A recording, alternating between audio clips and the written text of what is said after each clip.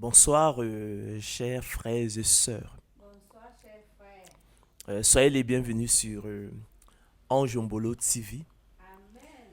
Amen. Comme toujours, c'est un réel plaisir pour moi de venir à vous, afin qu'ensemble nous nous rendions au pied du Seigneur Jésus-Christ pour partager le pain de vie, la bonne nouvelle de la grâce de Dieu, la bonne nouvelle de l'élection de la grâce, la bonne nouvelle de la prédestination des élus de Dieu au salut.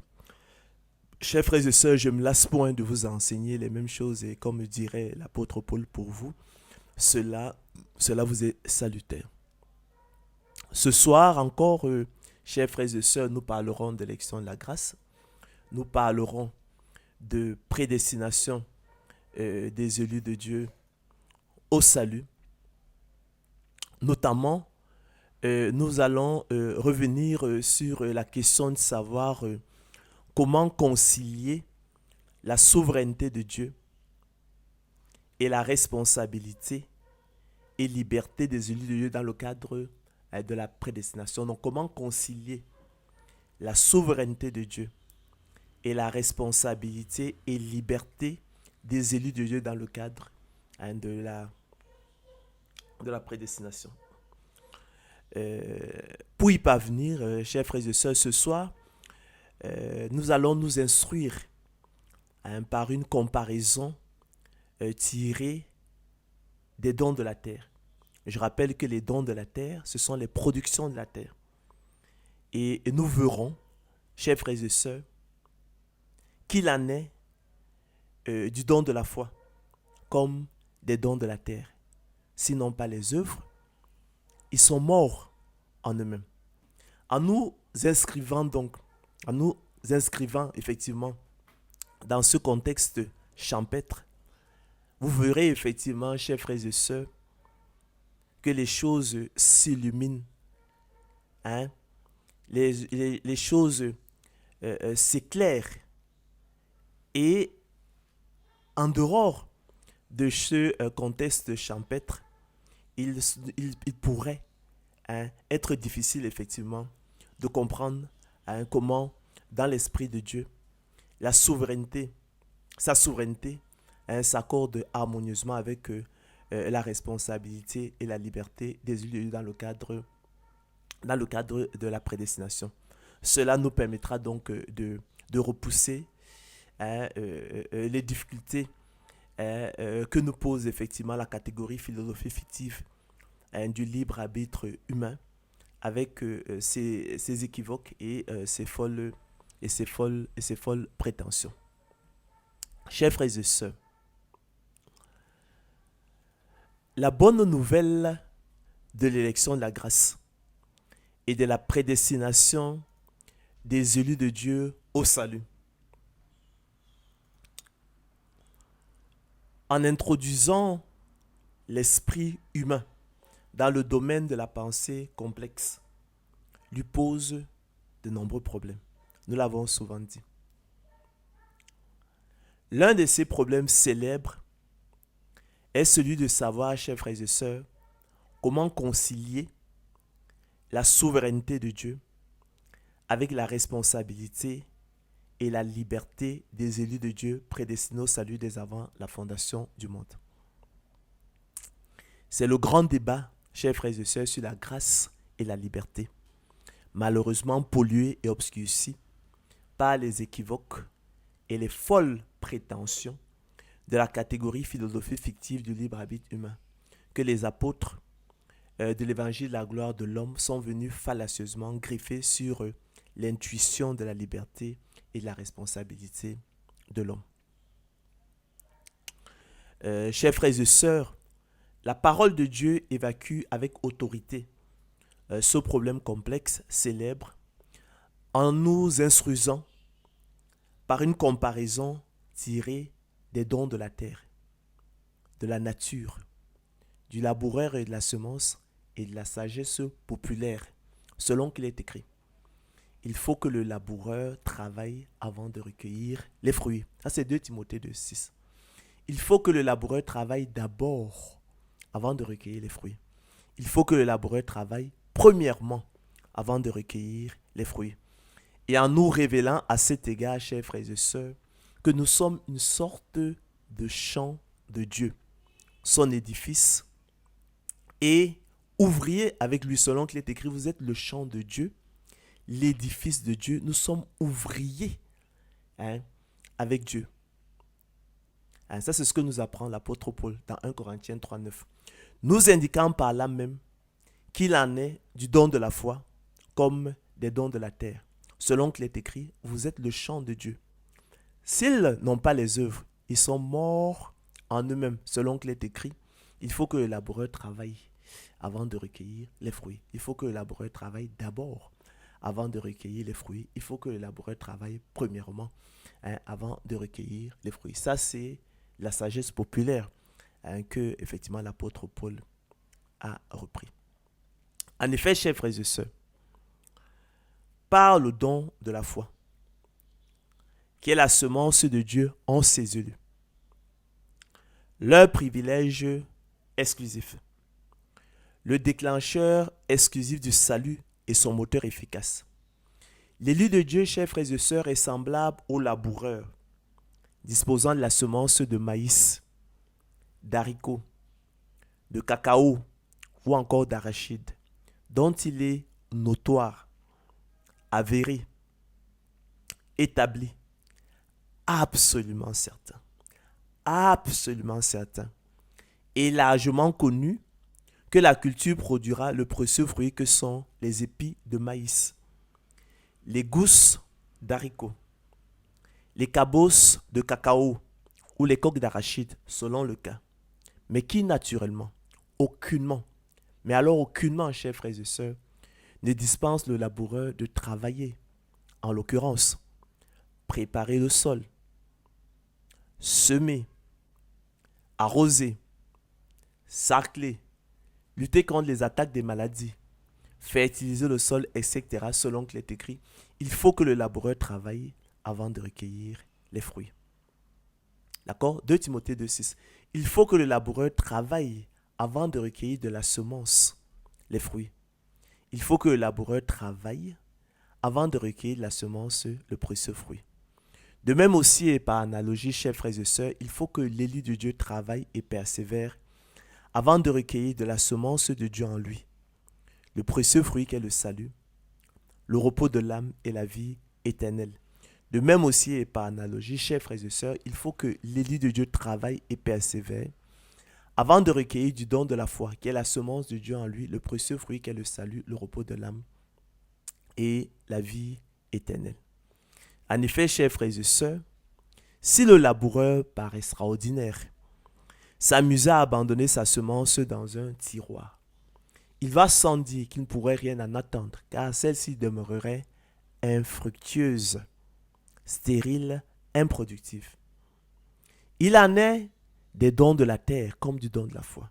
Sinon pas les œuvres, chers frères et sœurs, ils sont morts en eux-mêmes. Il en est ainsi de la foi, du don de la foi, de la semence de Dieu en nous. Si elle n'a pas les œuvres, chers frères et sœurs, elle est morte en elle-même. Affirme l'apôtre Jacques dans l'épître, effectivement, qui nous adresse. Mes frères, explique-t-il, que sert-il à quelqu'un de dire qu'il a la foi s'il n'a pas les œuvres? La foi peut-elle le sauver? Le don de la foi peut-il le sauver? La semence de Dieu peut-elle le sauver? Veux-tu savoir, ô homme vain, poursuit-il, que la foi sans les œuvres est inutile? Que le don de la foi sans les œuvres est inutile? Que la semence de Dieu sans les œuvres est inutile? Abraham, notre père, explique-t-il, ne fut-il pas justifié par les œuvres lorsqu'il offrit son fils Isaac sur l'autel? Tu vois que la foi agissait avec ses œuvres et que par les œuvres, la foi fut rendue parfaite. Ainsi s'accomplit ce que dit l'Écriture, poursuit-il. Abraham crut à Dieu et cela lui fut imputé à justice. Et il fut appelé ami de Dieu. Vous voyez donc, chers frères et sœurs, dit-il, que l'homme est justifié par les œuvres qui procède de la responsabilité de l'homme et non pas la foi seulement, qui procède de la souveraineté de Dieu à travers le don de la foi. Comme vous le savez, la foi ne vient pas de l'homme, mais c'est un don de Dieu. Rahab, la prostituée, poursuit-il, ne fut-elle pas également justifiée par les œuvres lorsqu'elle reçut les messagers et qu'elle les fit partir par un autre chemin? Comme le corps sans âme est mort, de même, la foi sans les œuvres est morte, conclut-il. Comme le corps sans âme est mort, de même, le don de la foi sans les œuvres est mort.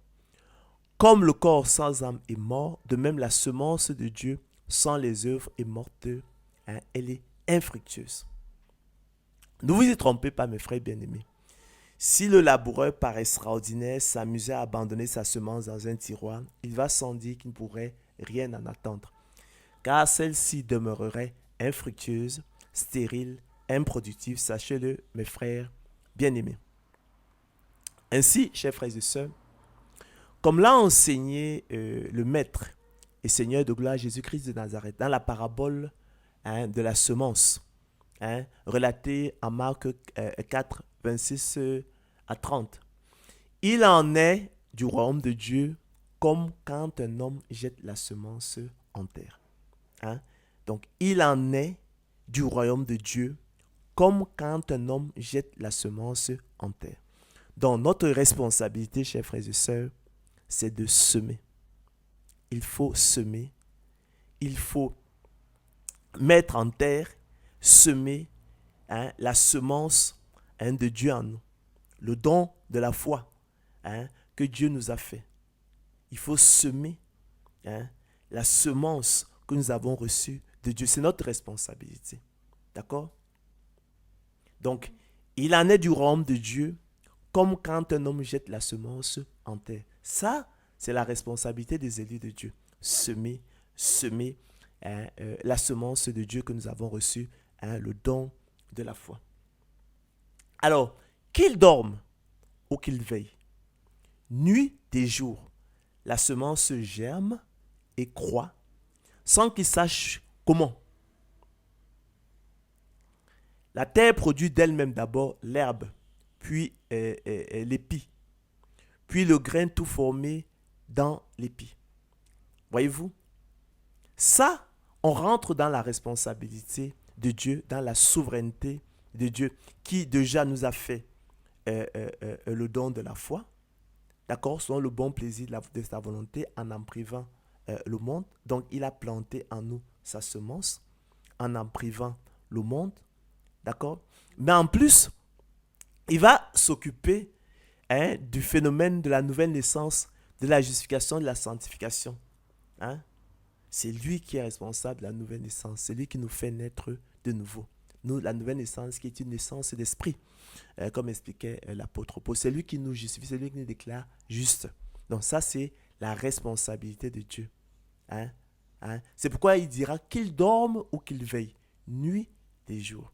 La semence germe et croît sans qu'il sache comment. La terre produit d'elle-même d'abord l'herbe, puis l'épi, puis le grain tout formé dans l'épi. Et dès que le fruit est mûr, on y met la faucille, car la moisson est là. Il dit encore, à quoi comparerons-nous le royaume de Dieu, ou par quelle parabole le représenterons-nous? J'aime à souligner que lorsqu'on sort du contexte champêtre, lorsqu'on sort de ces paraboles relatives effectivement à la semence, au laboureur, à la semence, au don de la terre, ces choses-là restent fermées.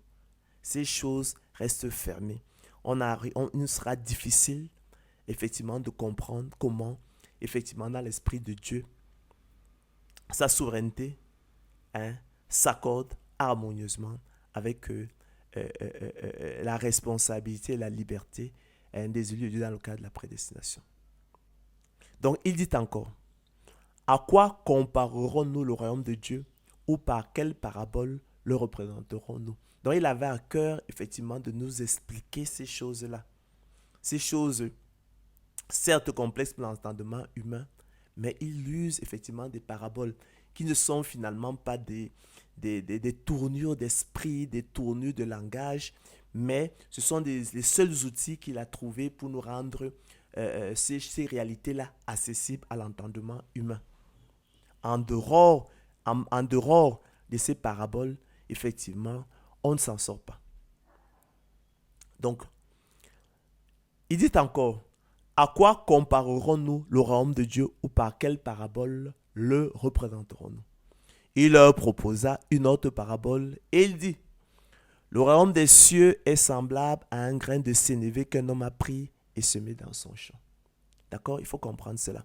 Le royaume des cieux est semblable à un grain de sénévé qu'un homme a pris et semé dans son champ. C'est toujours notre responsabilité, c'est de semer, je l'ai dit. Semer la semence de Dieu que nous avons reçue. Donc le don de la foi qui est la semence de Dieu en nous. C'est ça notre responsabilité, c'est pas autre chose. D'accord? Alors, c'est la plus petite de toutes les semences. Mais quand il a poussé, ou plutôt, quand Dieu l'a fait pousser, ça c'est la responsabilité de Dieu. Quand Dieu l'a fait pousser, il est plus grand que les légumes et devient un arbre, de sorte que les oiseaux du ciel viennent habiter dans ses branches.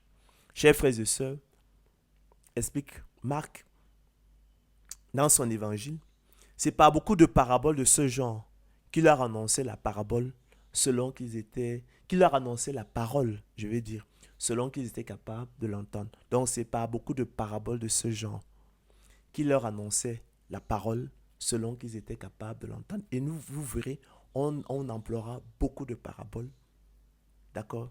Beaucoup d'allégories, beaucoup de comparaisons avec les dons de la terre, comme je l'ai dit, et vous verrez qu'effectivement les choses s'illuminent d'une clarté particulière. Ainsi, élu de Dieu, et ça c'est important, vous êtes le champ de Dieu. D'accord? C'est 1 Corinthiens 3,9. C'est pas moi qui le dis, c'est l'apôtre Paul qui nous l'enseigne. D'accord? Il faut l'intégrer. Vous êtes le champ de Dieu. Vous comprenez pourquoi il faut comprendre ces choses-là en nous inscrivant dans ce contexte-là, champêtre. Vous êtes le champ de Dieu. D'accord? Il faut l'intégrer. Vous êtes l'édifice de Dieu. Nous sommes ouvriers avec Dieu. J'ai planté, écrit l'apôtre Paul. Mais Dieu a fait croître. D'accord? J'ai planté, c'est notre responsabilité. Il faut semer la semence de Dieu que nous avons reçue, le don de la foi. D'accord? Qui est la semence de Dieu en nous. Vous êtes le champ de Dieu. Comprenez ça comme ça. Donc j'ai planté, dit-il donc. D'accord? C'est la responsabilité des élus de Dieu. D'accord? C'est la persévérance des saints. Mais Dieu a fait croître. Ça, c'est la souveraineté de Dieu. Phénomène de nouvelle naissance, justification, sanctification. En sorte que ce n'est pas celui qui plante qui est quelque chose, dit-il, mais Dieu qui fait croître. Celui qui plante recevra sa propre récompense selon son propre travail. Selon qu'il est écrit, il faut que le laboureur travaille avant de recueillir les fruits. Vous obtiendrez le salut de vos âmes au prix de votre persévérance.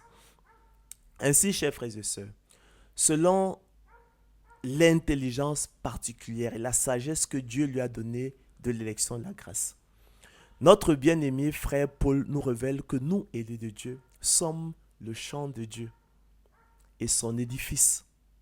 Lui qui, selon le bon plaisir de sa volonté, nous a procuré sa semence, afin que nous la semions dans son champ et l'arrosions, en référence aux bonnes œuvres des élus, qui sont la persévérance des saints. Et c'est ça notre responsabilité.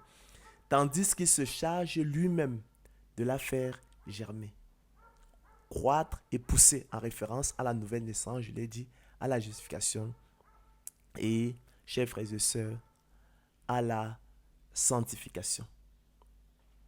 Vous voyez, donc nous sommes ouvriers avec Dieu, il n'y a aucun problème. Selon qu'il est écrit, il faut que le laboureur travaille avant de recueillir les fruits. Dieu s'occupe de faire germer, croître, pousser Nous avons assimilé ça effectivement à la nouvelle naissance, à la justification, à la sanctification. Que nous dormions, que nous veillons, la plante croît, pousse sans que nous sachions. Ensuite, le fruit se forme. Notre responsabilité à nous, c'est de semer la semence que nous avons reçue. Chers frères et sœurs, je pense que les choses s'illuminent et que effectivement que personne ne vienne plus vous embrouiller. Vous vous inscrivez dans ce contexte-là, vous êtes le champ de Dieu. D'accord? Ainsi, chers frères et sœurs, comme la terre, la semence, aussi bien dans le monde naturel que dans le monde spirituel, est porteuse d'un plan défini d'avance voulu par Dieu. Tout se développe selon le conseil de la volonté du Dieu créateur, selon qu'il est écrit. Puis Dieu lui donne un corps comme il lui plaît, et à chaque semence, il donne un corps qui lui est propre. Autrement dit, chers frères et sœurs, comme la terre, la semence renferme un programme exécuté à la lettre, selon le schéma directeur de Dieu, selon qu'il est écrit. Nous sommes là dans Genèse 1, 11 à 12. Dieu dit que la terre produise de la verdure, de l'herbe portant de la semence, des arbres fruitiers donnant du fruit selon leurs espèces, ayant en eux leur semence sur la terre. Et cela fut ainsi. La terre produisit de la verdure, de l'herbe portant de la semence selon son espèce, et des arbres donnant du fruit, ayant en eux leur semence selon leur espèce. Dieu vit que cela était bon. La semence, chers frères et sœurs, renferme aussi un but qui sera finalement reconnu à la gloire de Dieu. Elle renferme également une puissance qui se manifeste dans des conditions adverses d'un monde hostile. C'est ainsi qu'une petite semence est capable de fendre un rocher. La semence, chers frères et sœurs, renferme enfin un produit, du fruit selon leurs espèces, résultat d'un processus laborieux et pénible. S'il meurt, le grain se reproduit selon qu'il est écrit. En vérité, je vous le dis, dit le Seigneur Jésus-Christ, si le grain de blé qui est tombé en terre ne meurt, il reste seul. Mais s'il meurt, il porte beaucoup de fruits. Ce que tu sèmes ne reprend point vie s'il ne meurt. Et ce que tu sèmes, ce n'est pas le corps qui naîtra. C'est un simple grain de blé peut-être ou de quelque autre semence. Puis Dieu lui donne un corps comme il lui plaît. Et à chaque semence, il donne un corps qui lui est propre. Pour autant, chers frères et sœurs, ce long processus, ce plan divin défini d'avance, ce programme divin inscrit dans la semence et la terre, aucunement, mais alors aucunement, chers frères et sœurs, ne dispense le laboureur de travailler. D'accord? Selon qu'il est écrit, il faut que le laboureur travaille avant de recueillir les fruits. Il faut que le laboureur travaille d'abord avant de recueillir les fruits. Il faut que le laboureur travaille premièrement avant de recueillir les fruits, car nous sommes ouvriers avec Dieu. Vous êtes le champ de Dieu, l'édifice de Dieu. D'accord? C'est pourquoi, chers frères et sœurs,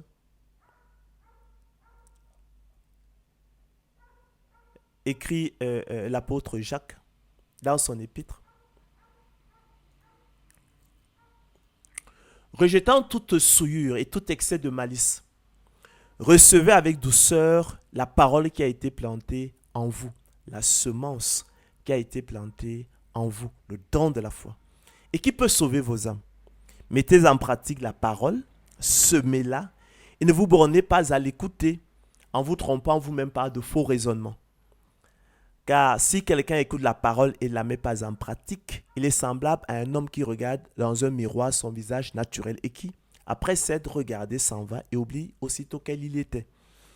Mais celui qui aura plongé les regards dans la loi parfaite, la loi de la liberté, chers frères et sœurs, et qui aura persévéré, d'accord, n'étant pas un auditeur oublieux, mais se mettant à l'œuvre, celui-là sera heureux dans son activité.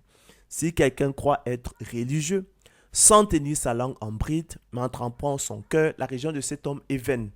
La religion pure et sans tache devant Dieu notre Père consiste à visiter les orphelins et les veuves dans leurs afflictions et à se préserver des souillures du monde. Recherchez donc, chers frères et sœurs, la sanctification sans laquelle personne ne verra le Seigneur. C'est ici la persévérance des saints qui gardent les commandements de Dieu et la foi de Jésus. Nous reviendrons, chers frères et sœurs, sur la notion de persévérance. Hein, il faut comprendre le contenu des mots.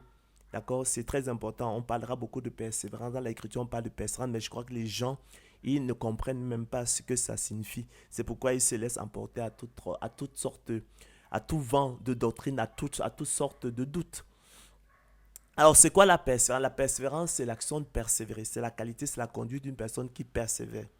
Le verbe persévérer, pour sa part, signifie continuer de faire, d'être ce qu'on a résolu par un acte de volonté renouvelé.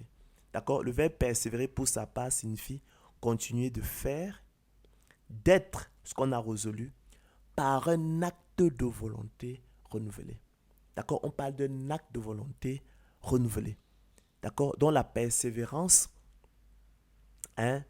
nous parle effectivement de la liberté de l'homme. D'accord?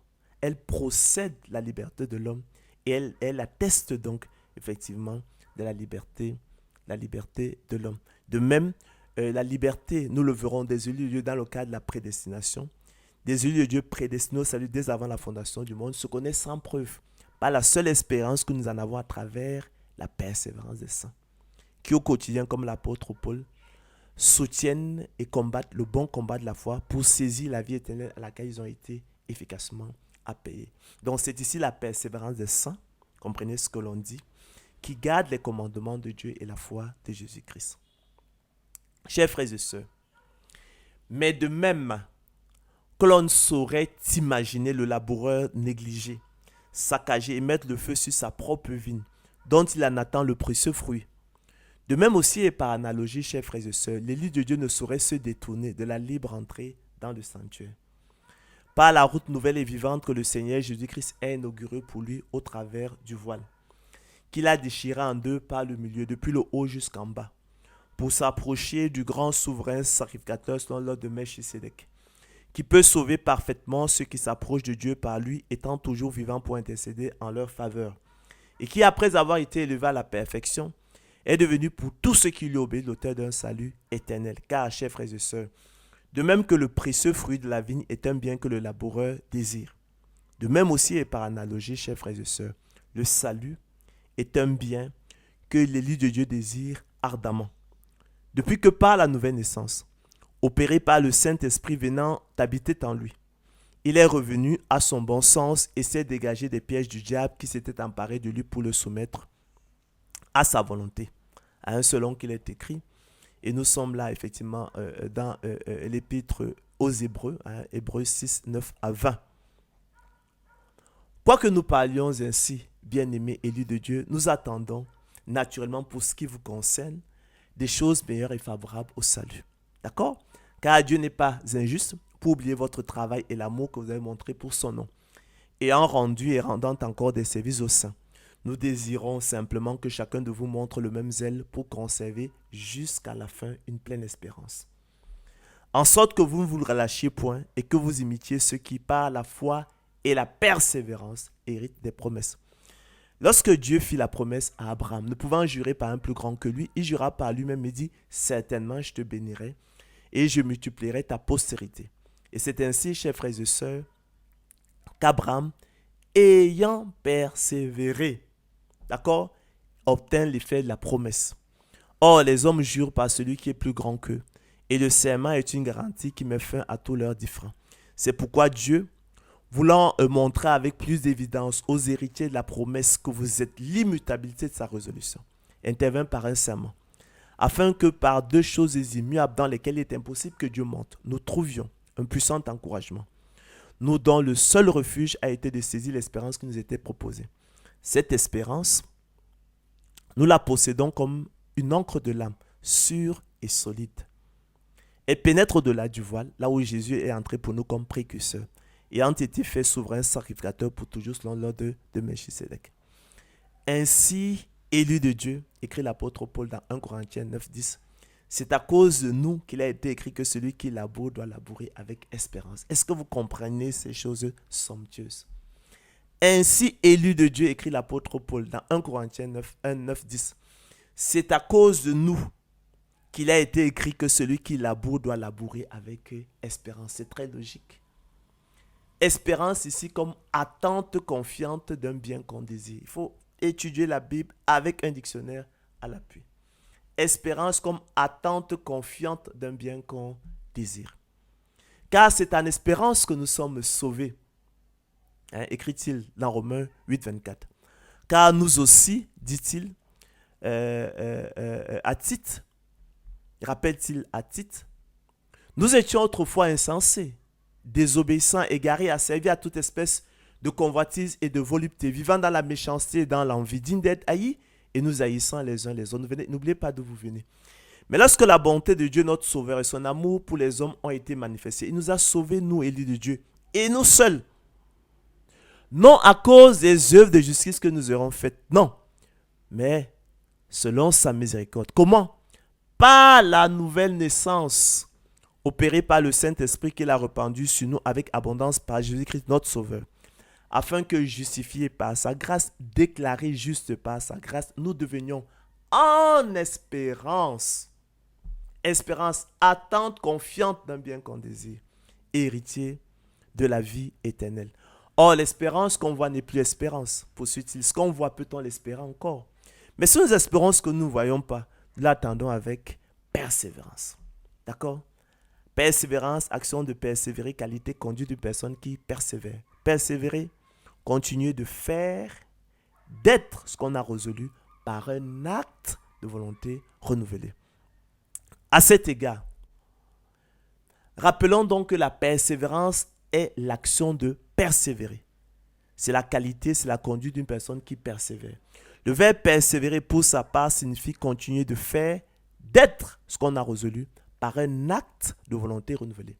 Ainsi, chers frères et sœurs, la liberté de la volonté des élus de Dieu, prédestinés au salut dès avant la fondation du monde, se connaît sans preuve, par la seule expérience que nous en avons à travers la persévérance des saints, qui au quotidien, comme l'apôtre Paul, soutiennent et combattent le bon combat de la foi pour saisir la vie éternelle à laquelle ils ont été appelés efficacement. En effet, chers frères et sœurs, la persévérance procède de la liberté de la volonté de l'homme, comme sous-entend le sens du verbe persévérer, qui, comme nous l'avons vu, comporte un acte de volonté renouvelé. Ainsi, la persévérance des saints témoigne de la liberté de la volonté des élus de Dieu prédestinés au salut dès avant la fondation du monde, ainsi que de leurs responsabilités. La persévérance des saints, qui procède d'un acte de volonté renouvelé, atteste de la liberté des élus de Dieu et de leurs responsabilités. Permettez-moi donc, chers frères et sœurs, fort opportunément, de rappeler la définition de la prédestination des élus de Dieu au salut dont parle la Bible, afin qu'elle ne soit plus comprise de travers, d'accord, à l'envers, perverti, calomnié, mal aimé, confondu avec le fatalisme. Cet argument paresseux qui conduit à l'inutilité de l'effort. Nous sommes dans la persévérance de ça. D'accord? Selon que il faut que le laboureur travaille avant de recueillir les fruits. Nous n'avons pas autre chose que cela. D'accord? Il faut semer. La semence de Dieu que vous avez reçue, le don de la foi. Dieu, lui, il a son couloir à lui. C'est de faire pousser la semence, faire germer la semence, de la faire croître. C'est la nouvelle naissance, la justification, c'est la sanctification. D'accord? On va donc rappeler la définition de la prédestination de Dieu dont parle la Bible afin qu'elle ne soit plus comprise de travers. D'accord?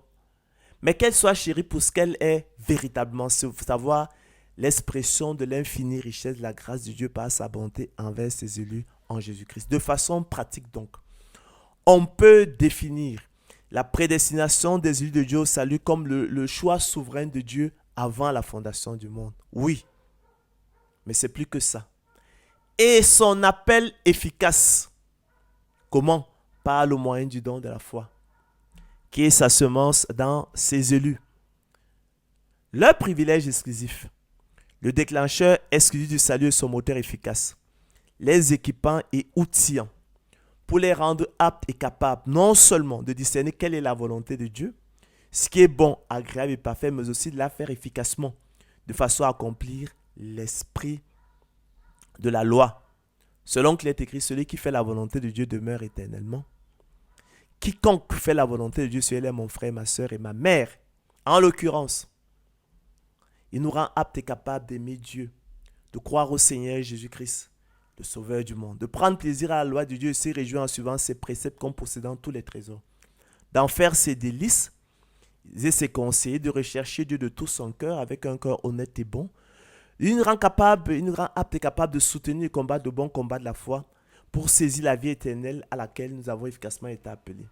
Choisir les ordonnances de Dieu, de rechercher la sanctification sans laquelle personne ne verra le Seigneur, de mener une vie de sainteté, de se préserver des souillures du monde, d'être zélé pour les bonnes œuvres, de prier sans cesse, d'entrer dans le sanctuaire et de s'approcher du grand souverain sacrificateur selon l'ordre de Melchisédek, Jésus, le Fils de Dieu, qui peut sauver parfaitement ceux qui s'approchent de Dieu par lui, étant toujours vivant pour intercéder en leur faveur, et qui, après avoir été élevé à la perfection, est devenu pour tous ceux qui lui obéissent l'auteur d'un salut éternel, les distinguant ainsi de l'homme animal, selon qui en est incapable, selon qu'il est écrit, mais l'homme animal ne reçoit pas les choses de l'Esprit de Dieu. Mais l'homme animal n'accepte pas les choses de l'Esprit de Dieu, explique l'apôtre Paul dans 1 Corinthiens 2,14. Pourquoi? Car elles sont une folie pour lui. Et il ne peut les connaître, il ne peut les aimer parce que c'est spirituellement qu'on en juge. Mais à vous, chers frères et sœurs, élus de Dieu, il vous a été fait la grâce et le privilège par rapport à Christ de croire en lui. Philippiens 1, 29. Vous savez, chers frères et sœurs, que nous servons dans un esprit nouveau, selon l'esprit de la loi et non selon la lettre de la loi qui a vieilli. Car la lettre de la loi tue, mais l'esprit de la loi vivifie. En sorte que, comme vous voyez, nous ne changeons pas la grâce de Dieu en dissolution. Nous parlons de la persévérance des saints. Ça, c'est l'un des codes de la prédestination des yeux de Dieu au salut. Chers frères et sœurs, c'est là ce qui fait notre joie. J'aimerais que ce soit ça également qui fasse votre joie. D'accord? Quoique maintenant, puisqu'il le faut, selon qu'il est écrit, il faut que le laboureur travaille avant de recueillir les fruits. Nous soyons attristés pour un peu de temps par diverses épreuves, écrit l'apôtre Pierre, afin que l'épreuve de notre foi, plus précieuse que l'or périssable qui cependant est éprouvée par le feu, ait pour résultat la louange, la gloire et l'honneur lorsque Jésus-Christ apparaîtra. Lui que nous aimons sans l'avoir vu, en qui nous croyons sans le voir encore, nous réjouissant d'une joie ineffable et glorieuse, parce que nous obtiendrons le salut de nos âmes pour prix de notre foi. Ainsi, chers frères et sœurs, la prédestination des élus de Dieu au salut doit donc simplement s'entendre comme le privilège du don de la foi des élus de Dieu. C'est ce dont il est question. Le privilège du don de la foi des élus de Dieu. Le monde lui en a été privé. Donc le privilège de la semence de Dieu en eux, selon le bon plaisir de la volonté de Dieu, en sorte que, à l'écoute de la parole de Dieu, ils la reçoivent avec joie, empressement, et la mettent en pratique, tandis que l'homme animal, privé du don de la foi, selon le bon plaisir de la volonté de Dieu, spirituellement mort et étranger à la vie de Dieu, endurcit son cœur. Nous l'avons vu, selon qu'il est écrit, mais l'homme animal ne reçoit pas les choses, l'esprit de Dieu, mais l'homme animal n'accepte pas les choses, l'esprit de Dieu. Pourquoi? Car elles sont une folie pour lui et il ne peut les connaître, il ne peut les aimer parce que c'est spirituellement qu'on en juge. Lui, il est spirituellement mort. Son esprit est mort-né. Ainsi, chers frères et sœurs, c'est en espérance que nous sommes sauvés. D'accord? Espérance, attente confiante d'un bien qu'on désire. Il faut comprendre les Écritures, il faut comprendre les mots, on les place pas là en désordre. D'accord? Ainsi, chers frères et sœurs, c'est en espérance que nous sommes sauvés. Espérance comme attente confiante d'un bien qu'on désire. D'accord? Or, l'espérance qu'on voit n'est plus espérance. Qu'on voit, peut-on l'espérer encore? Mais si nous espérons ce que nous ne voyons pas, l'attendons avec persévérance. C'est pourquoi, frère, écrit l'apôtre Pierre, dans sa seconde épître, appliquez-vous d'autant plus à affermir votre vocation et votre élection. Appliquez-vous d'autant plus à affermir votre prédestination au salut. Car en faisant cela, vous ne broncherez jamais. C'est ainsi en effet que l'entrée dans le royaume éternel de notre Seigneur et Sauveur Jésus-Christ vous sera pleinement accordée. Ainsi, mes bien-aimés, écrit l'apôtre Paul aux Philippiens, comme vous avez toujours obéi, travaillez à votre salut avec crainte et tremblement. En effet, dit-il dans l'épître aux Philippiens, ce n'est pas que j'ai déjà remporté le prix, comme nos calomniateurs nous accuse de dire, de déclarer. Non, ce n'est pas que j'ai déjà remporté le prix ou que j'ai déjà atteint la perfection ou achevé la course. Non. Mais je fais une chose, dit-il, oubliant ce qui est en arrière et me portant vers ce qui est en avant, je cours vers le but, vers la ligne d'arrivée pour remporter le prix de la vocation céleste de Dieu en Jésus-Christ. Ne savez-vous pas que ceux qui courent dans le stade courent tous, mais qu'un seul remporte le prix, rappelle-t-il. Courez donc, dit-il, de manière à le remporter. C'est son conseil. D'accord? C'est la persévérance des saints. Tous ceux qui, combattent s'imposent toute espèce d'abstinence et le font pour obtenir une couronne corruptible. Mais nous faisons-le, dit-il, pour une couronne incorruptible. Moi donc, dit-il, je cours, non pas comme à l'aventure. Je frappe, non pas comme battant l'air. Mais je traite durement mon corps, dit-il, et je le tiens assujetti, de peur d'être moi-même rejeté après avoir prêché aux autres. Vous comprenez ça? Il faut que le laboureur travaille avant de recueillir les fruits. D'accord? La foi sans les œuvres est morte en elle-même. La semence de Dieu sans les œuvres est morte en elle-même. Elle est infructueuse. D'accord? Souffre avec moi, comme un bon soldat de Jésus-Christ, dira-t-il à Paul, à Timothée. Il n'est pas de soldat qui s'embarrasse des affaires de la vie s'il veut plaire à celui qui l'a enrôlé. Et l'athlète n'est pas couronné s'il n'a pas combattu suivant les règles. Il faut achever la course, il faut franchir la ligne d'arrivée. Par conséquent, chers frères et sœurs, loin d'exclure la persévérance des saints. D'accord? Nous en faisons un code, c'est un code de la prédestination. La prédestination en fait au contraire un impératif et une exigence absolue. Nous l'avons vu. De même qu'elle confirme du même coup la responsabilité de l'homme dans le salut. Relevons donc pour le dénoncer, chers frères et sœurs, que l'annonce, diffusion et propagation dans le monde de la bonne nouvelle de l'élection de la grâce et de la prédestination des yeux de Dieu au salut, dès avant la fondation du monde, a été polluée et obscurcie par les équivoques et les folles prétentions de la catégorie philosophique fictive du libre arbitre humain en dehors de la question et que l'on est venu fallacieusement greffer sur l'enjeu essentiel du salut. La liberté de la volonté des élus de Dieu, prédestinés au salut dès avant la fondation du monde, comme nous l'avons vu, sans connaissance, sans preuve, par la seule espérance que nous en avons à travers la persévérance des saints, qui au quotidien, comme l'apôtre Paul, soutiennent et combattent le bon combat de la foi pour saisir la vie éternelle à laquelle ils ont été appelés efficacement. Persévérance, je rappelle, action de persévérer, qualité, conduite de personne qui persévère. Le verbe persévérer pour sa part signifie continuer de faire, d'être ce qu'on a résolu par un acte de volonté renouvelé. Relevons également, chers frères et sœurs, que, et c'est un autre sujet de confusion, parce que nous verrons que la prédestination sacrifie toute idée de mérite sur l'autel de la grâce divine.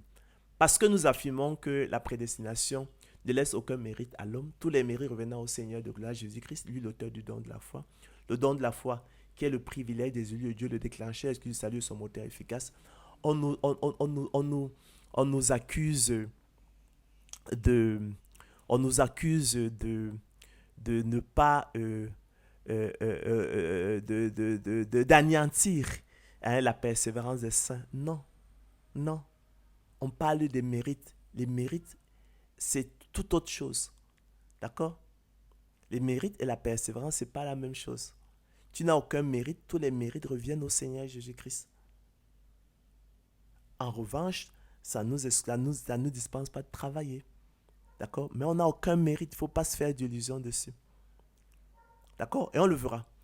Donc, relevons également, chers frères et sœurs, que bien que la prédestination fasse de la persévérance des saints un impératif et une exigence absolue, et qu'elle confirme la responsabilité de l'homme dans le salut, cependant, elle exclut catégoriquement, chers frères et sœurs, et ne laisse aucun mérite à l'homme dans le salut.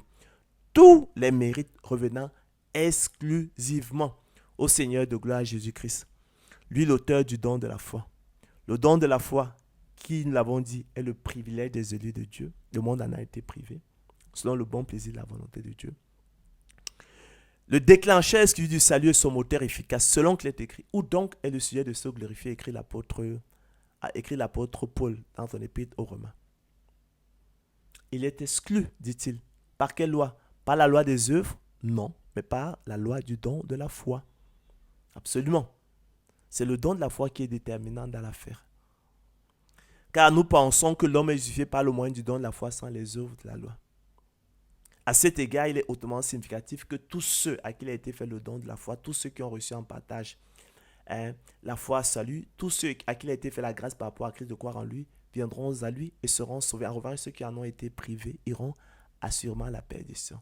Donc c'est ça qui est fondamental, le don de la foi. Privilège des élus de Dieu, déclencher celui du salut, son moteur efficace. D'accord? C'est la semence de Dieu en nous. Alors, ou bien, Dieu est-il seulement le Dieu des Juifs? N'est-il pas aussi des païens? S'il est aussi des païens, puisqu'il y a un seul Dieu qui justifiera par le moyen du don de la foi les circoncis et par le moyen du don de la foi les incirconcis.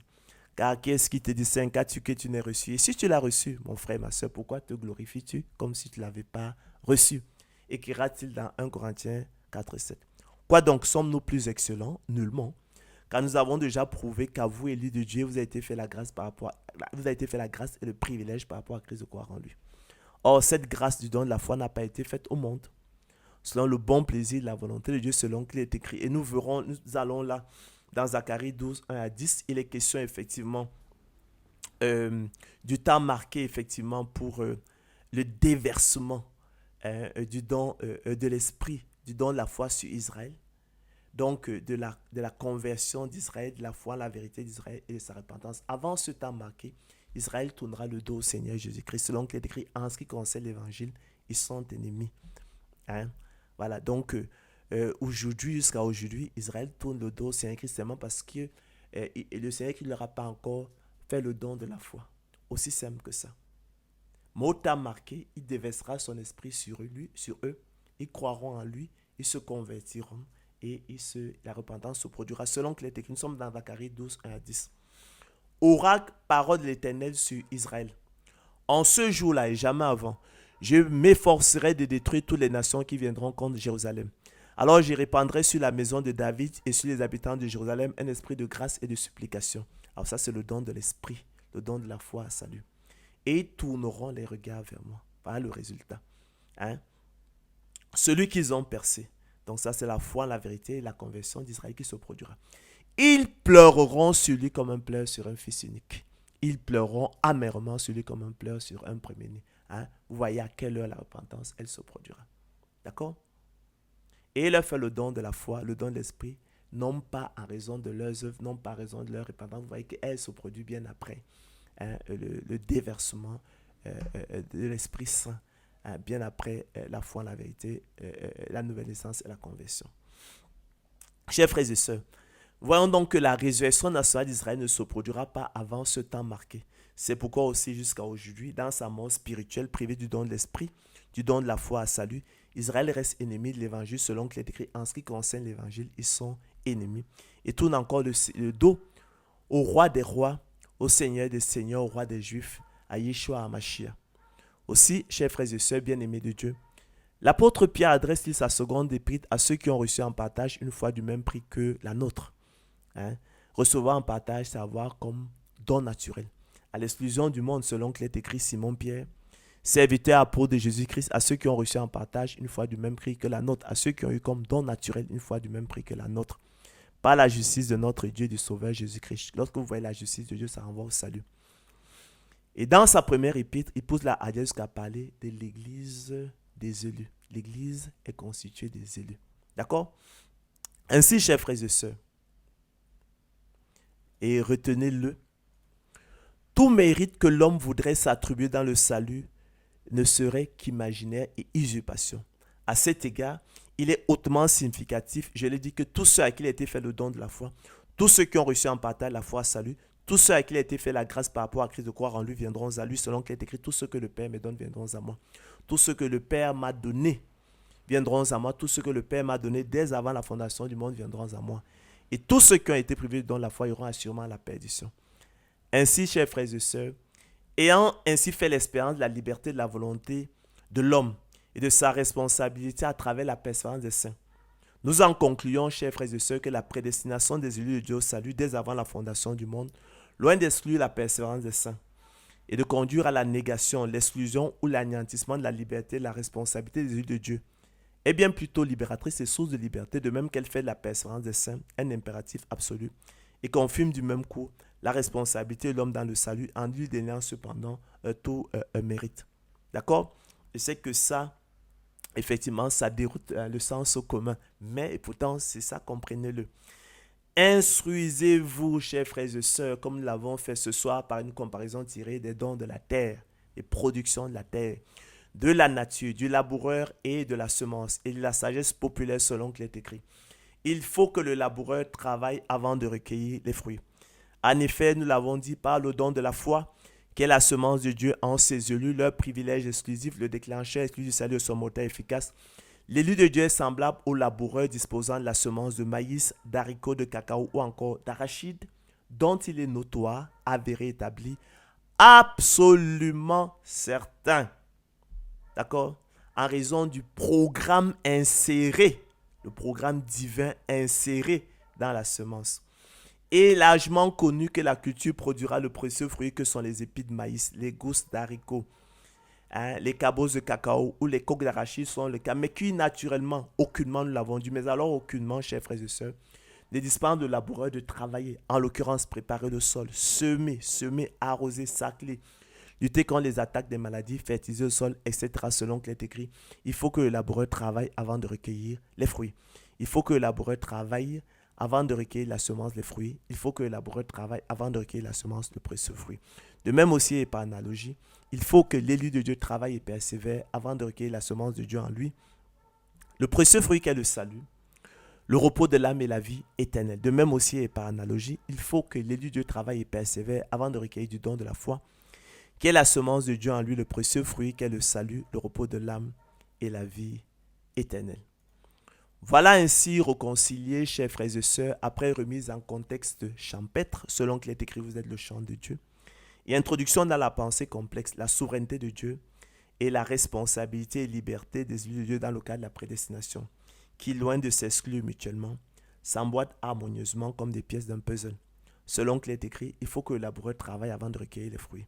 Il faut que le laboureur travaille d'abord avant de recueillir les fruits. Il faut que le laboureur travaille premièrement avant de recueillir les fruits.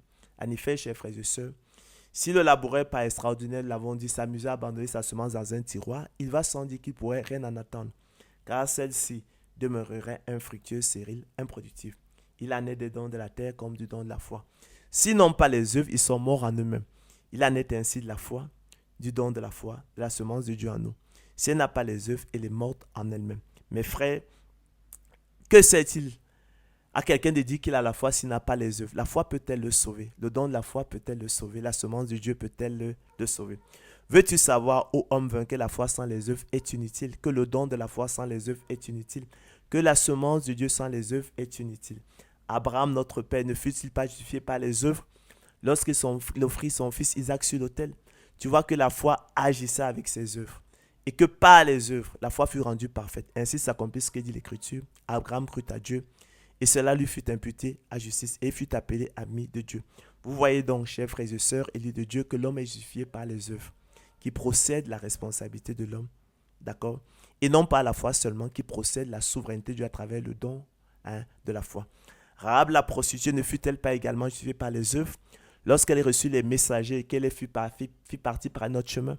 Comme le corps sans âme est mort, de même la foi sans les œuvres est morte. Comme le corps sans âme est mort, de même le don de la foi sans les œuvres est mort.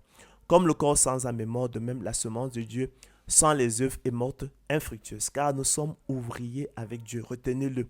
Vous êtes le champ de Dieu, l'édifice de Dieu. Le bienheureux et seul souverain. D'accord? Le roi des rois et le seigneur des seigneurs. Qui seul possède l'immortalité, qui habite une lumière inaccessible, que nul homme n'a vu ni ne peut voir, à qui appartiennent l'honneur et la puissance éternelle. Amen. Chers frères et sœurs, nous sommes donc parvenus effectivement au thème de notre conférence. Et en nous instruisant effectivement par des comparaisons tirées effectivement des dons de la terre, des productions de la terre, nous avons vu qu'il en est effectivement du don de la foi comme des dons de la terre. S'ils n'ont pas les œuvres, ils sont morts en eux-mêmes. Nous avons vu le couloir de Dieu, la souveraineté de Dieu, comment elle s'exerçait à travers effectivement déjà le don de la foi. D'accord? Selon le bon plaisir, la volonté de Dieu. Le don de la foi qui est la semence, qui est le privilège des élus de Dieu, la semence de Dieu en eux, le déclencheur du salut, son moteur efficace. Nous avons vu la responsabilité de l'homme. Il lui appartenait de semer la semence qu'il avait reçue de Dieu. D'accord? Semer le don de la foi. Et nous avons revu où le prolongement de la souveraineté de Dieu. D'accord? Il lui appartenait effectivement de faire germer, croître la semence effectivement que l'élu de Dieu avait semé. Donc on voit bien effectivement que chacun a son couloir, il n'y a aucun problème. Nous avons parlé de la persévérance des saints qui est un code de la prédestination des élus de Dieu au salut. Nous avons vu que la persévérance, c'est l'action de persévérer, la qualité de la conduite de personne qui persévère, et le verbe persévérer signifiait pour sa part continuer de faire, d'être ce qu'on a résolu par un acte de volonté renouvelé. Nous pouvons repousser effectivement les équivoques et les folles prétentions de la catégorie philosophie fictive de libre arbitre humain en dehors effectivement de la question. Nous avons vu que comme la terre, la semence, aussi bien dans le monde naturel que dans le monde spirituel, est porteuse d'un plan défini d'avance voulu par Dieu. Tout se développe selon le conseil et la volonté du Dieu créateur. D'accord? Nous avons vu que la semence renferme donc un programme exécuté à la lettre selon le schéma directeur de Dieu. D'accord?